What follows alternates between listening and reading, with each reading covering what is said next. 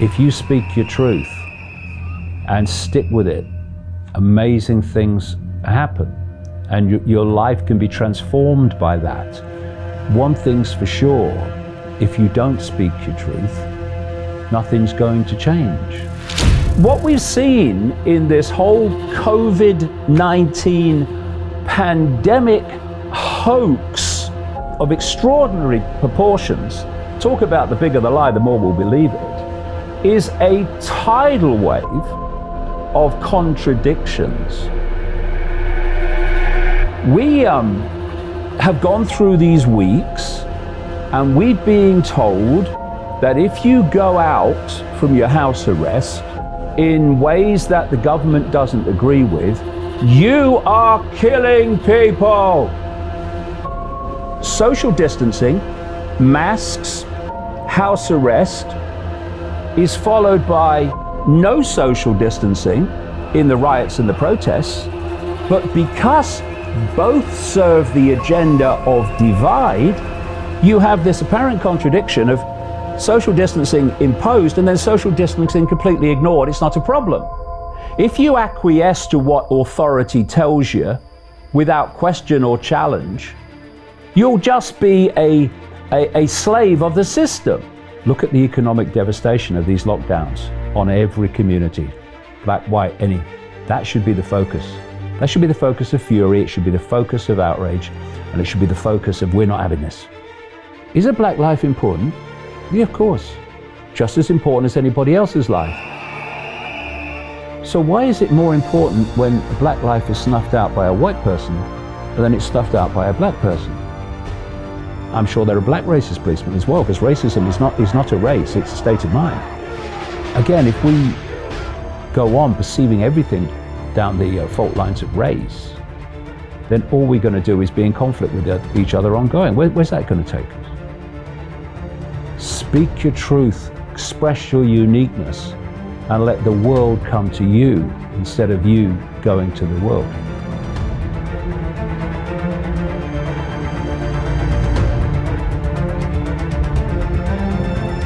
Hi, it's Brian Rose from London Real. You probably know that we've just recently been re-platformed on YouTube after 25 months completely in the dark. The truth is, I really need your help. What I really need you to do is click on that subscribe button right now, like this video, and maybe even leave a comment or share the link with friends. We're really fighting against an algorithm that's tried to keep us quiet for so long.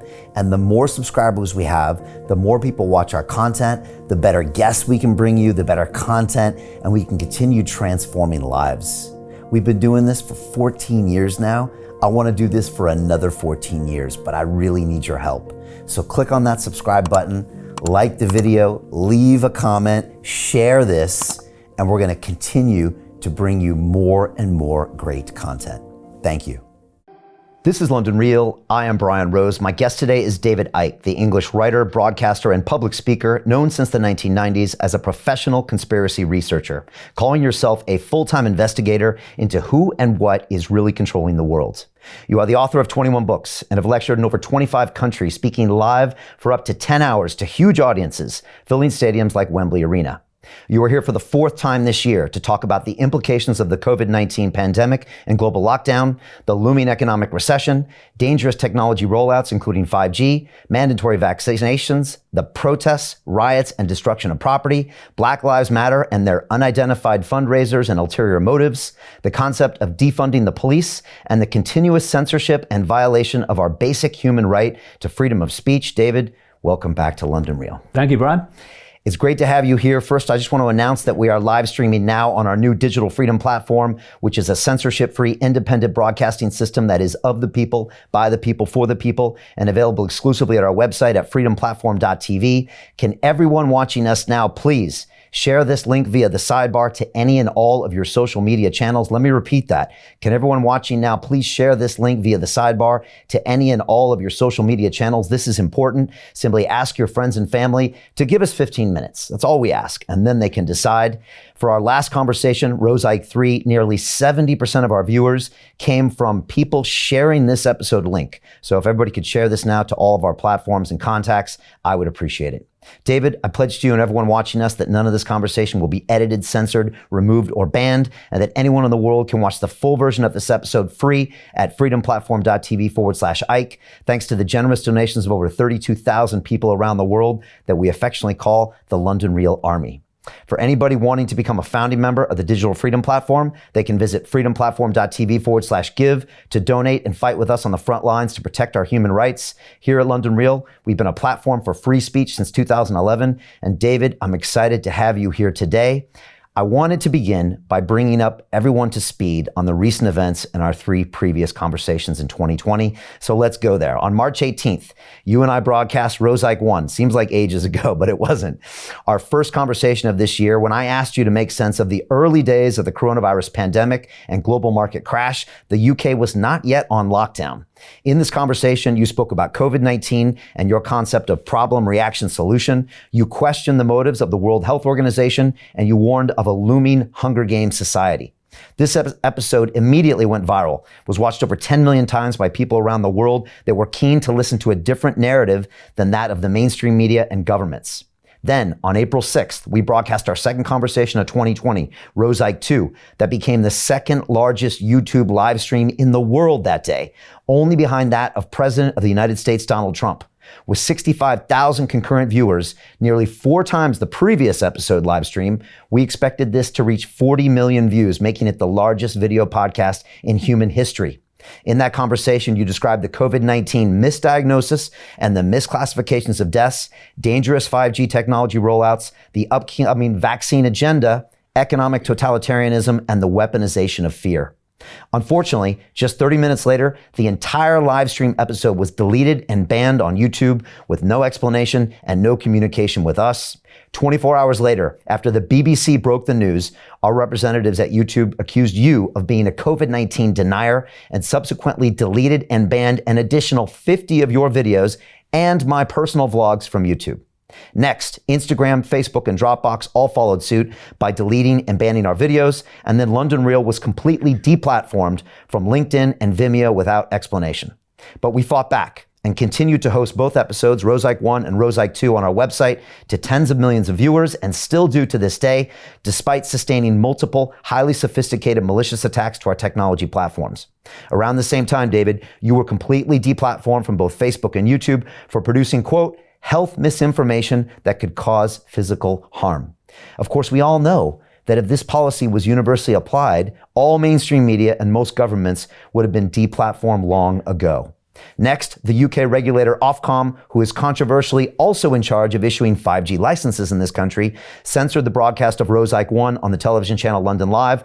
Ofcom said, quote, it risked causing significant harm to viewers. Harm to viewers. Yeah, as if they should be coddled. At this point, we had had enough and decided that we could no longer rely on any third-party live stream for broadcasting, nor accept the imposition of their agendas on our editorial policy. I've said it before, David, we are here not to take part, we are here to take over. So we began crowdfunding our Digital Freedom Platform, which raised over $1.25 million from over 32,000 members of the London Real Army, fighting for our most basic human right, freedom of speech. This has been an unbelievable vote of confidence in our fight against the tyranny of censorship.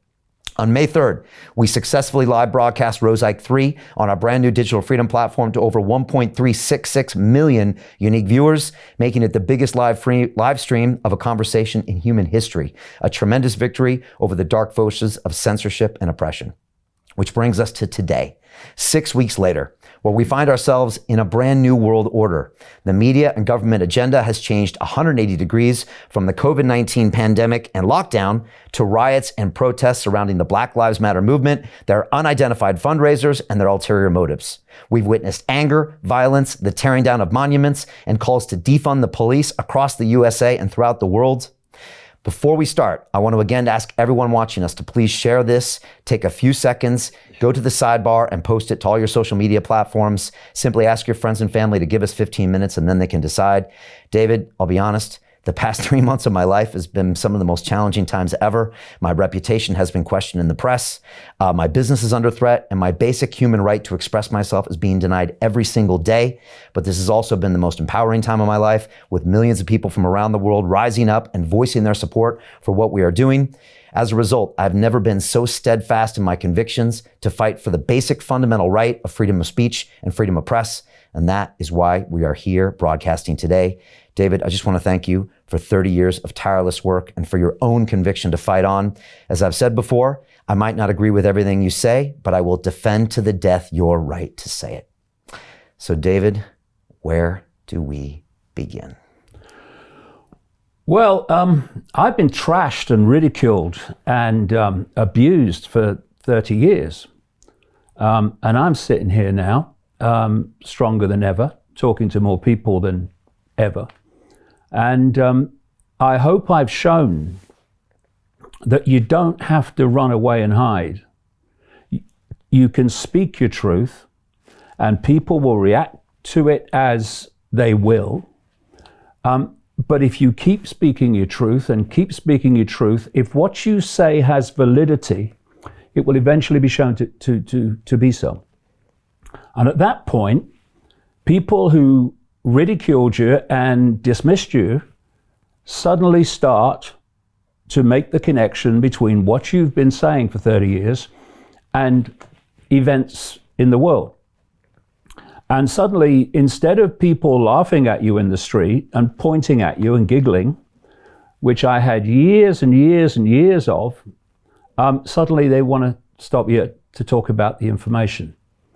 And it's so important, and we can go into this too later when we get into this whole riots and Black Lives Matter situation, that we do not give our power away by perceiving ourselves as victims. Once you consider yourself a victim, what you're saying is, I don't have power over my life anymore.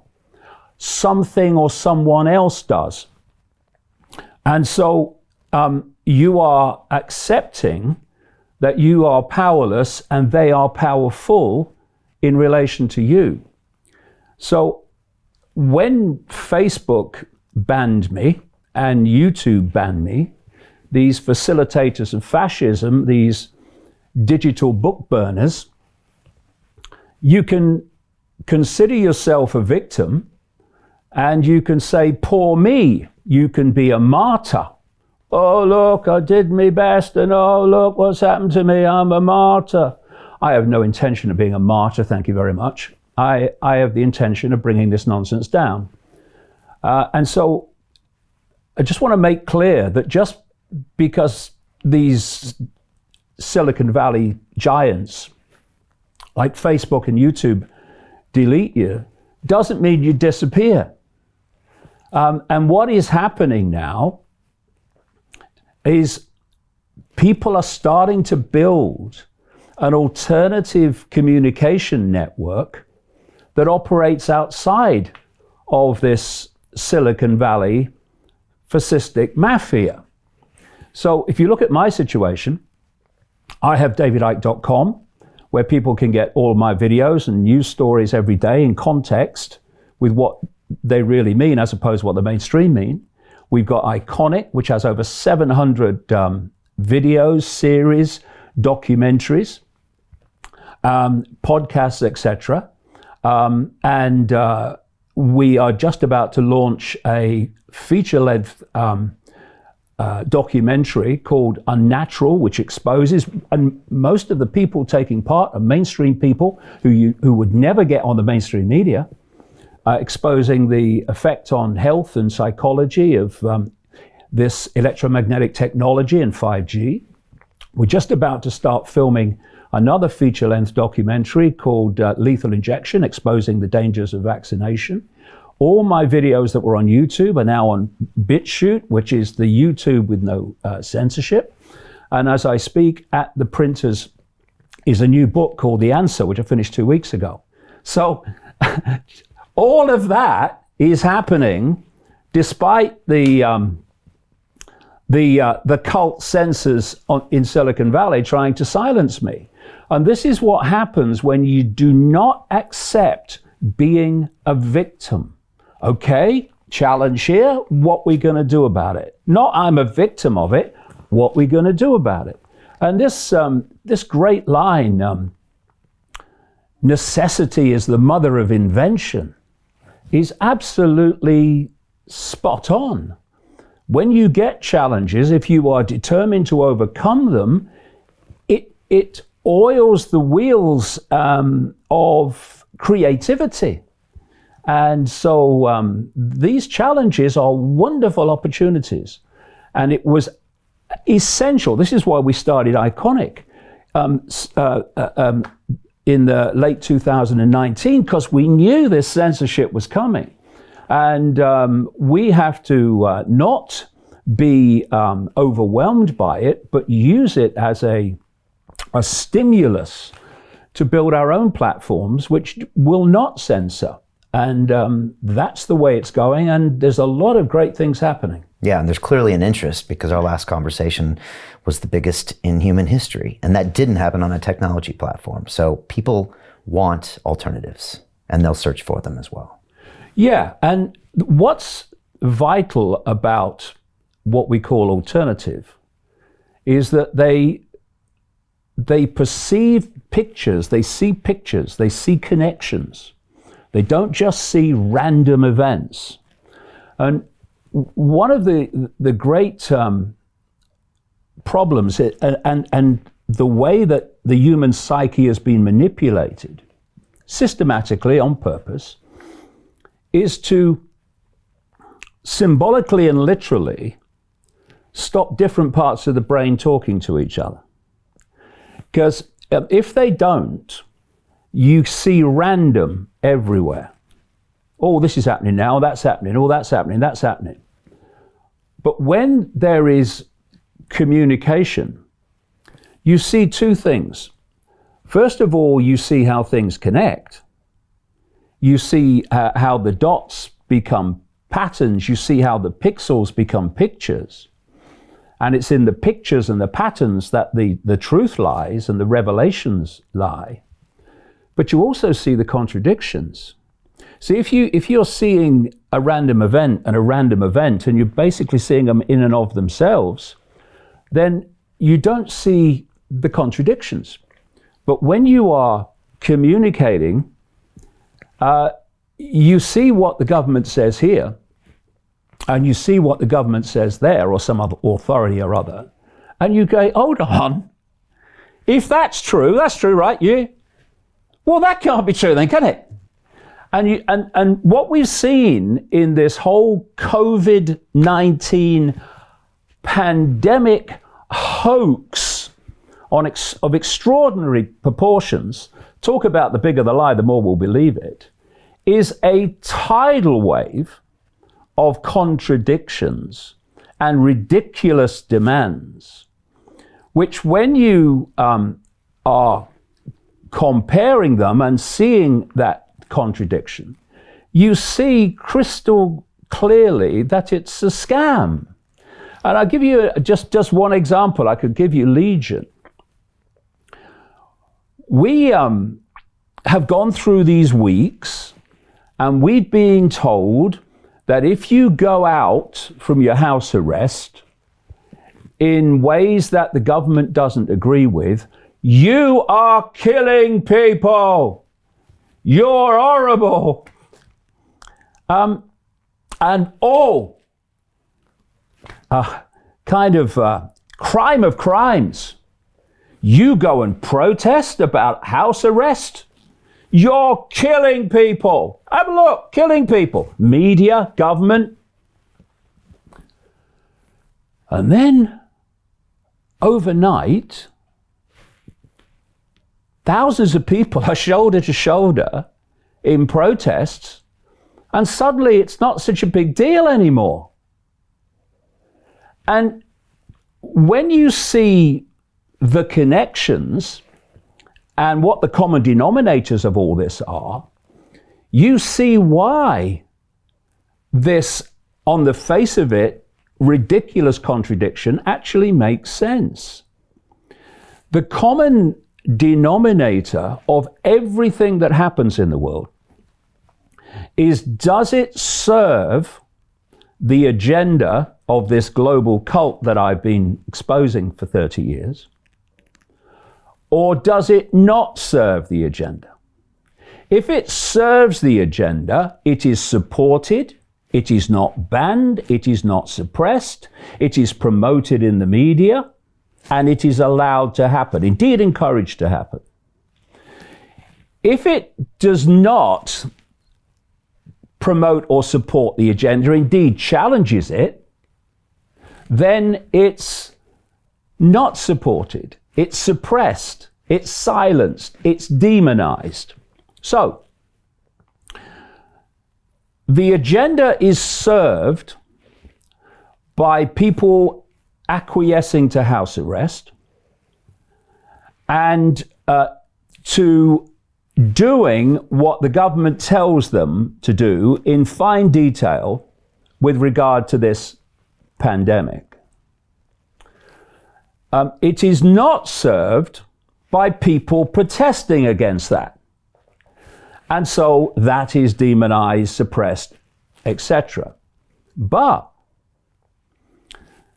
the foundation of the few controlling the many, at any time in human history, it's a fundamental foundation of everything. You must divide and rule the many. So it serves the agenda of divide and rule to have people under house arrest and everyone kept apart. It serves them with social distancing where everyone is kept apart, divide. It serves them to have people wearing masks, which means that human discourse and interaction is destroyed. So social distancing, masks, house arrest must happen. But hold on a second. It also serves the agenda of divide and rule to have massive racial division. What has happened, well, almost out of nowhere, since these protests and riots began in the wake of the George Floyd situation? It has driven people apart. It is dividing society. Now that serves the agenda. And so social distancing, masks, house arrest is followed by no social distancing in the riots and the protests, but because both serve the agenda of divide, you have this apparent contradiction of social distancing imposed and then social distancing completely ignored. It's not a problem. But there's a common denominator between the two. They both serve the agenda of dividing and ruling the population. And this was captured, Brian, so perfectly in one of the most ludicrous documents I've ever seen. And it was in the last week when about 1,000 doctors and medical people and others signed a letter when the protests and the riots began. And they said, these protests, brackets, including riots, should not be stopped because of the danger of the infectious nature of COVID-19. Because it's more important that these protests take place and be allowed to take place than what they claim is an infectious disease. I don't accept that, but they do. And in this same letter, they said, but this does not mean there should be a permissive attitude and acceptance of other protests, particularly, it said, protests against stay-at-home orders.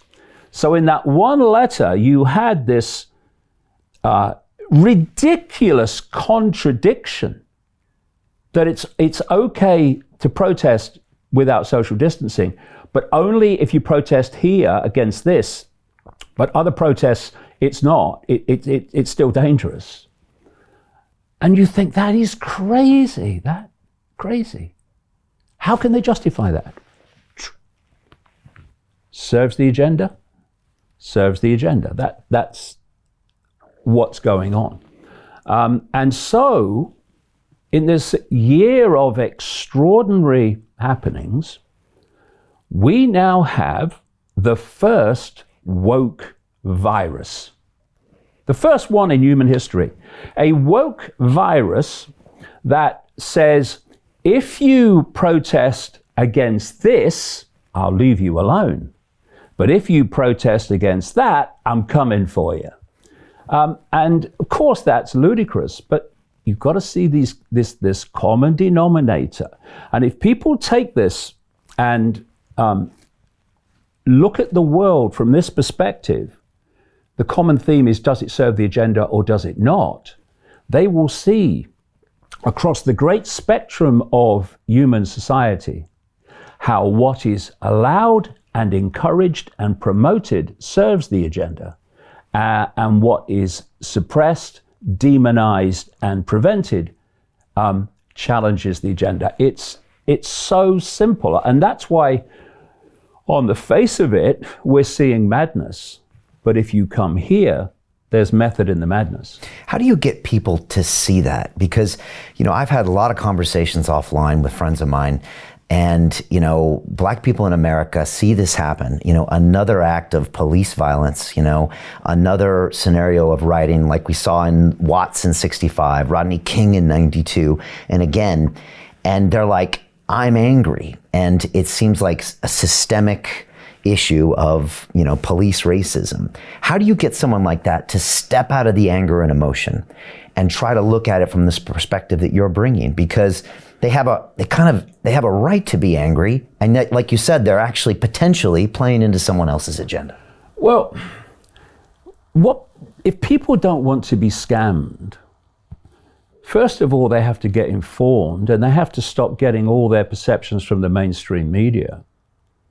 Because you look at the what we might call the conservative or political right, what you might call the moderate political right, and you look at the woke mentality, and they may be at odds with each other, but overwhelmingly they're getting their information from the same mainstream sources. They're just seeing that information in a different way. When you step back from mainstream sources and you look at alternative sources where narratives are being questioned instead of parroted and repeated, then you can start to see how the dots connect. You see, it's not what is happening that is the point of revelatory understanding. It's why it's happening. It's context. Yes, this is happening, okay, and if you react only on the basis of this is happening, then you can get sucked in and start behaving in ways that the authorities and the cult behind the authorities want you to act. But if you stop and you ask, why is this happening? Then you can start to get context. See, what's missing is context. The mainstream media will tell you that something's happening. They'll put their own spin on it, of course, but they'll tell you that something's happening. But they won't tell you accurately, unbiasedly, why it's happening. So when I have this phrase, know the outcome and you'll see the journey. If you don't know where the world's being taken and who by, and the techniques of manipulation that take us there, then the world is a random place. You look at a newspaper and you look at the news or whatever, and lots of random things are happening. And it's very difficult, almost impossible, it is impossible, from that perspective of perceptual randomness to make sense of the world. Not going to do it. But when you know where the world's being taken, you know basically who's taking us there, why, and the techniques of manipulation to take us there, suddenly randomness disappears. Because what is random to most people becomes a very clear sequence of events that is taking us in a very obvious direction towards the outcome. And so, like I say, fundamental to manipulating humanity to take this journey towards the global Orwellian state is to set the target population at war with itself. You know, during the lockdowns, you've had this big conflict going on between people who say, you know, we should be allowed to go out, and other people say, oh, you can't go out, you're killing people. And then right on the back of that, we have this division on the grounds of race. And, you know, I keep coming back to this, but it's absolutely vital in my view. We are different points of attention within a infinite stream of consciousness. That's who we are. You are an expression of the same stream of consciousness that I'm an expression of. You are looking at life and reality from a slightly different angle, and others will be looking at life from a very different angle, but they are the same consciousness. And we are experiencing a almost infinitesimally small, short experience in what is called a human. So what is a human? A human is a way of processing information. So the human body, the human brain, the human genetic system processes information in a certain way, and we call that human. And when we reach that point that we call death, the consciousness that's experiencing that and having these series of experiences we call human, then withdraws from the body, I call it biological computer, which processes information in a certain way. And that's why near-death experiences, in there now millions, describe that when they leave the body, when the body dies, reality is completely different to what it is as a human. Because what the body does is it focuses, and this is vital, I'm coming around to these riots and this racial division in a second. What the body does is focus our attention in a band of frequency, and that band of frequency is absolutely tiny. According to mainstream science, the electromagnetic spectrum is 0.005% of what exists in the universe. Some say it's a bit more, but not much. And visible light, which is the only band of frequency that we can perceive as a reality, is a smear of the 0.005%. And this is the body and the brain focusing our attention on this particular band of frequency. And in that period, which is ridiculously short, we have an experience by that information processing called being human. Now, imagine this, people realized that they are infinite, eternal expressions of consciousness, having a brief experience called human, with a series of labels given to different humans like white and black and Asian and transgender and gay and straight and all these labels. What are those labels? They are experiences. That's all they are. Brief experiences. When we leave the body, these massive number of people now have reported these near-death experiences. when they leave the body, they're not still Bill driving a bus. They're not Ethel on the checkout.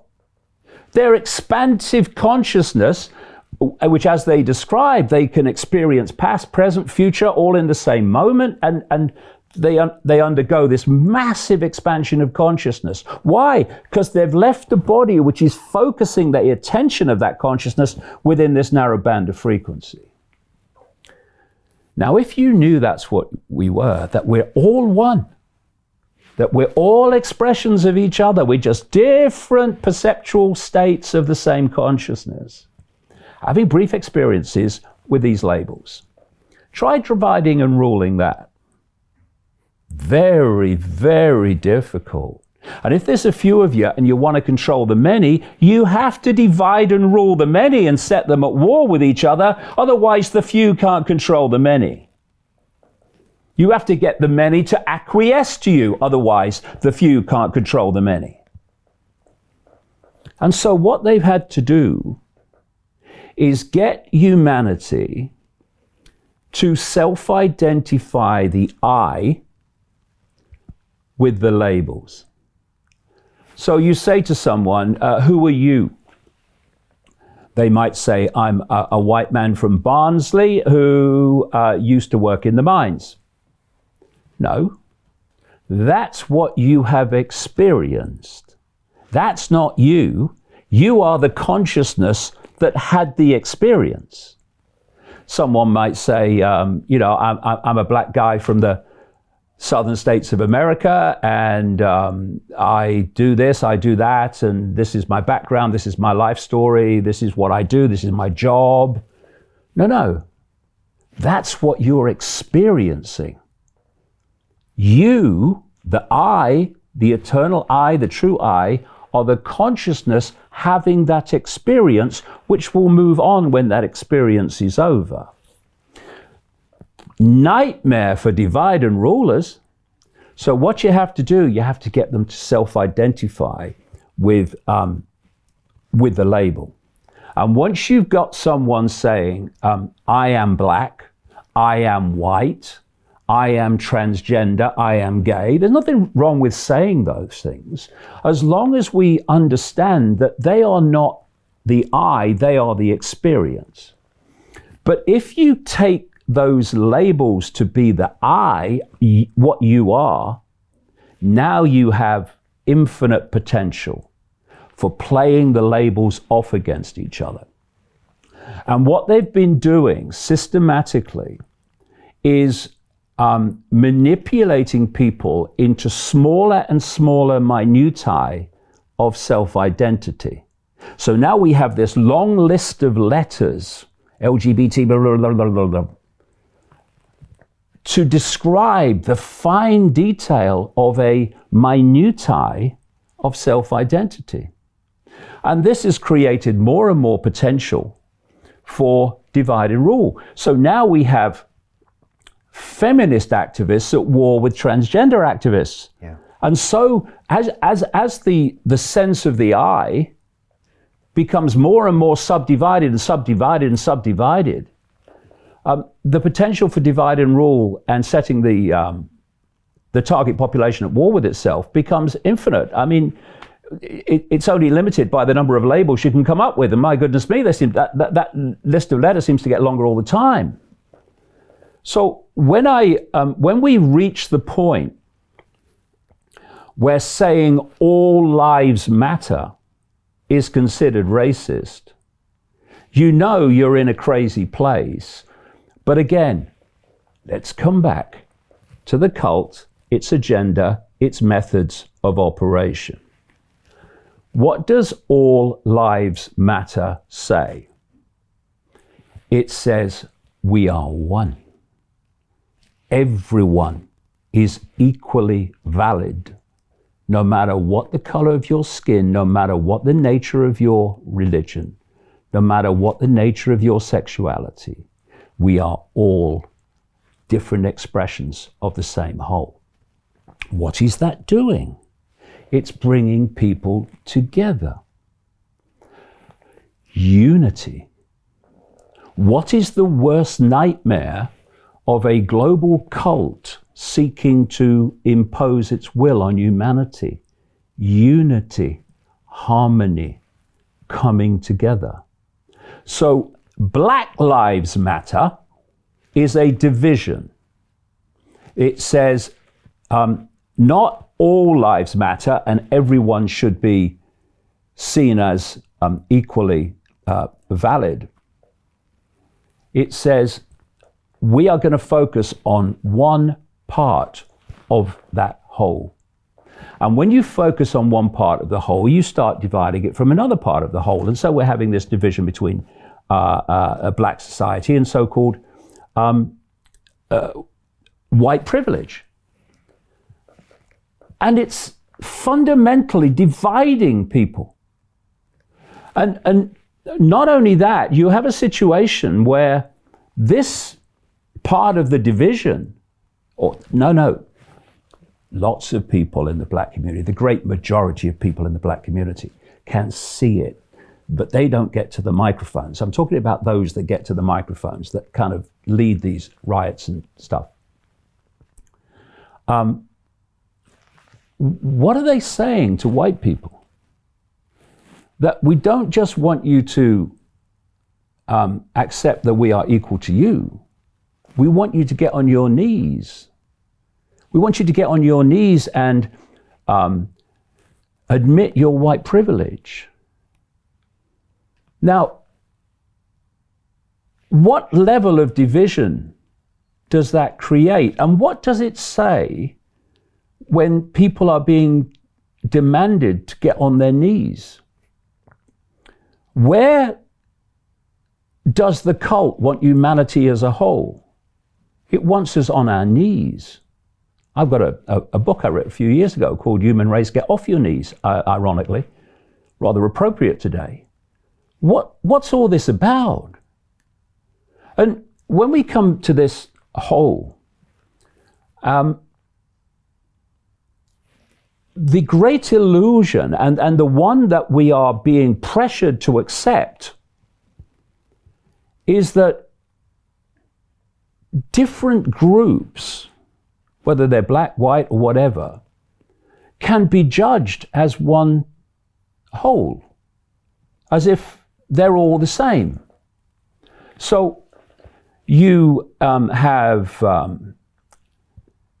this group good, can't be criticized. This group bad, say what you bloody like. And what that does, again, coming back to the same theme, is it creates group situations which you can divide and rule. Now, when you come back to what I was saying a few minutes ago, we are all points of attention within the same infinite whole. Well, those different points of attention, different perspectives, different states of being, mind, attitudes, they manifest through every single group. They manifest through white people, through black people, through Asian people, through transgender people, through gay people, through straight people, whatever. And if you look at people's individual behavior, irrespective of their color, creed, religion, or background, their individual behavior, what you're then doing is you are looking at people devoid of any input of what color they are, or background they are, or sexuality they are. You're looking at an individual. And when you judge individual behavior rather than group behavior, now the ability to divide and rule is basically finished. Because what you're saying is, and I'll say it as many times as I need to,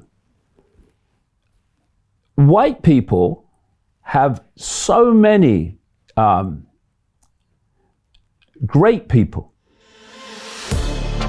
To continue watching the rest of the episode for free, visit our website londonreal.tv or click the link in the description below. Most people will never see this opportunity. Dubai luxury transformation projects have historically delivered 40 to 90% annual returns. That is incredible. These were once reserved only for insiders with access. I spent 15 years on Wall Street and I learned this: the biggest returns always go to the people who get the call first. Now, you finally can. We've just received a brand new project with major upside potential. Allocations move fast. Click the link, apply now, and speak to my team. This is your chance to see what others never will.